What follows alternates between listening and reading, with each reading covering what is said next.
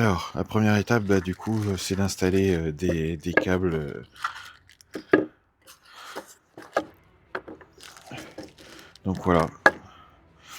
Donc, j'ai à mettre ça dans le tableau, hein, avec les éléments. Donc du coup, on va faire ça. On est parti. Allez, go. Et puis je reprends une fois que c'est fait et que je vais pouvoir brancher tout ça. Donc voilà, j'ai 2 câbles Ethernet, hein, que j'ai fait arriver dans mon garage. Donc là, je vais les dénuder et puis brancher les boyaux et on sera bon. Voilà, je fais la même chose de l'autre côté. Et du coup, qui est à côté de ma box. Et ainsi, je vais pouvoir ramener au moins, donc il y en a une qui va servir pour brancher une borne Wi-Fi dans mon garage. Donc, pour être sûr de ne pas avoir de problème, j'ai pris un câble Ethernet blindé, donc sur la totalité des paires et blindé par paire, vous allez voir. Donc, comme vous pouvez voir, du coup, le blindage est vraiment sur les paires. Et puis, il y a en totalité aussi sur l'ensemble des paires. Donc, le double blindage. Donc là, je pense que j'aurai pas de problème avec des perturbations qu'il peut y avoir et tout, qui entre le garage et ma maison, qui pourrait perturber le signal. Mais là, je pense pas. Avec ça, allez, la suite. Donc, branchez votre câble Ethernet, il n'y a rien de bien complexe, hein. Vous achetez donc les éléments. D'ailleurs, de toute façon, je vous ai mis tout ça en description pour ceux qui le souhaitent avoir le détail de ce que c'est.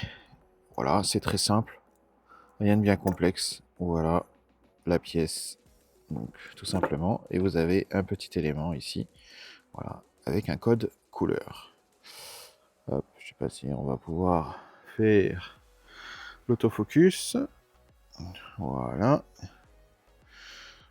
Voilà. Donc là, vous voyez, vous avez une ligne B et une ligne A. Donc tout simplement, il vous suffit de choisir ce que vous voulez. Pour faire un câble droit, il vous faut prendre A d'un côté, A de l'autre. Voilà, vous prenez A ou B. Si vous mettez B, vous mettez B de l'autre côté. Si vous prenez A, vous mettez A de l'autre côté. Vous allez voir qu'il y a des différences. Là, on n'a pas de différence de ce côté-là. Par contre, ici, on a des différences.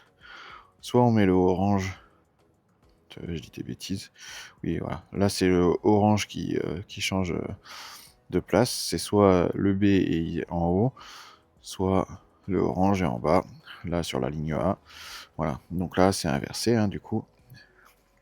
En gros, pourquoi cette différence? C'est parce que vous pouvez faire des câbles croisés. On les utilise de moins en moins, mais à une certaine époque, quand on n'avait pas de routeur à chaque bout, on pouvait brancher avec des câbles croisés, on pouvait brancher des PC l'un à l'autre sans utiliser de routeur. Voilà, donc du coup c'était l'avantage. Donc on avait besoin d'un câble croisé pour ça.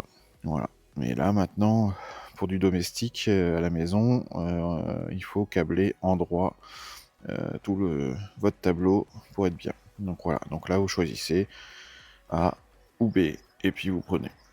Voilà. Bon, moi je prends souvent B, voilà, tout simplement, parce que c'est la première ligne à côté des câbles, donc du coup je prends souvent ça, pour pas me tromper. Voilà, allez, j'assemble, et puis on continue la suite et on voit ce que ça donne. Alors surtout, essayez de garder les feuilles alu le maximum. D'accord? Parce que quand vous allez mettre l'élément, il faut que l'aluminium soit le plus proche du raccordement.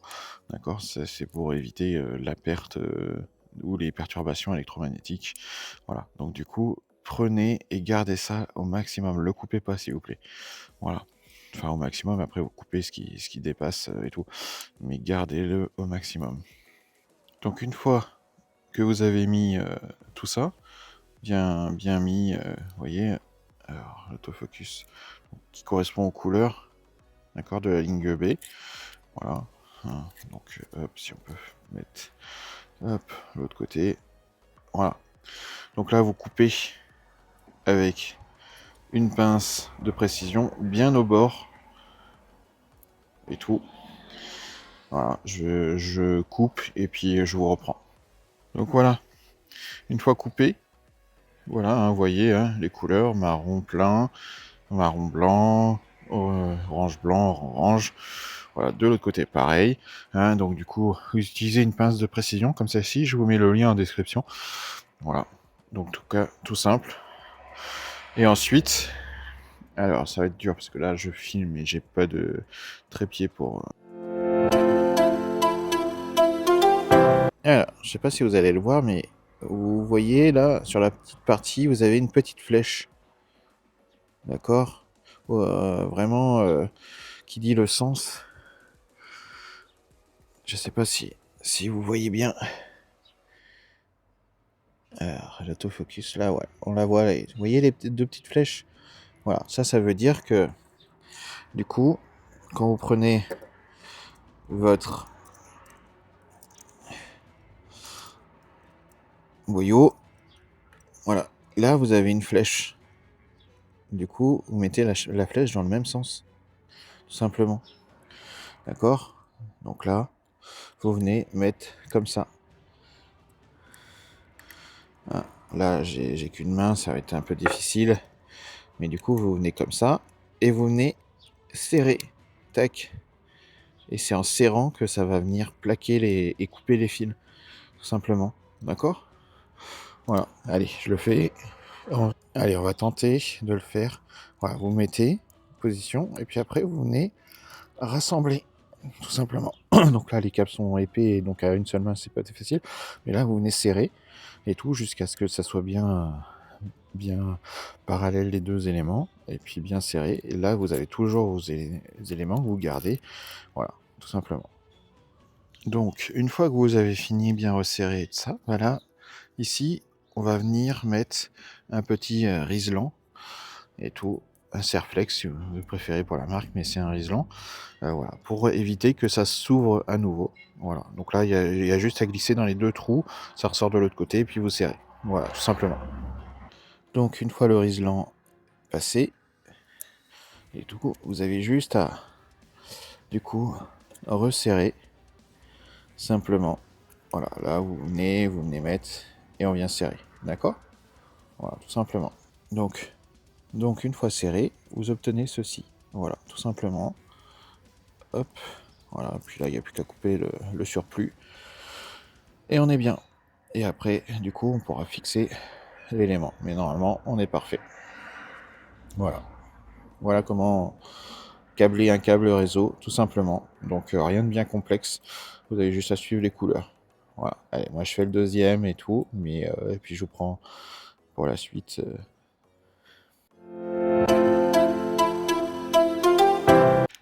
Alors, je vous ai peut-être pas parlé tout à l'heure sur la première prise. Vous avez ici, il y a ce câble de masse dans le câble réseau.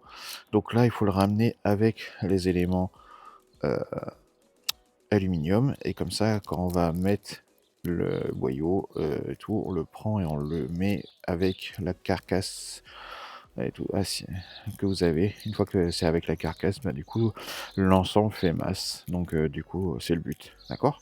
Voilà. Donc cet élément-là, il faut pas le couper. Hein. Il faut bien aussi le prendre et le mettre pour que tout soit assemblé. C'est pour ça que moi je le remets avec l'aluminium. Donc peut-être que tout à l'heure vous n'avez pas vu.